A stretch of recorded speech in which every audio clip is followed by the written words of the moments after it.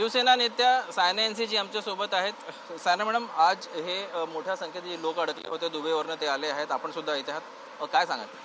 आमचे नेता आदरणीय एकनाथजी शिंदेची एक विशेषता आहे. जिथे पण चे लोक फसले, अडकले, काश्मीर असो किंवा कन्याकुमारी किंवा दुबई, तिथे त्यांची रक्षा करायचं हे एक लाडका भावच करतात. आणि जेथे आम्ही सांगतात की लोक अनाथ आहे, तिथे आहे एकनाथ. तर हे जे शहापूरचे 25 सिनियर सिटिझन्स असो किंवा हे 80 जे स्टुडंट्स आहे, विद्यार्थी पुणेचे इंदिरा इन्स्टिट्यूटचे, त्यांना परत आणायचं हे शिवसेनाच्या DNA आहे.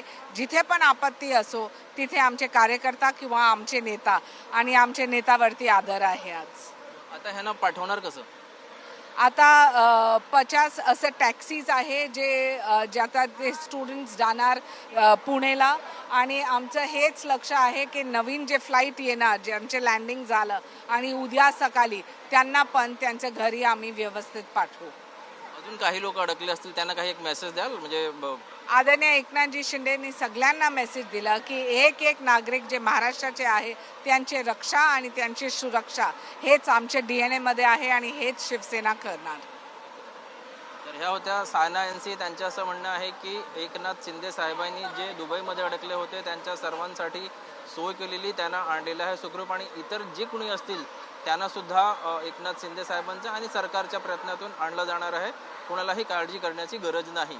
कॅमेरा पर्सन प्रेम महात्रेसह ब्रिजभान जयस्वार, TV9 मराठी.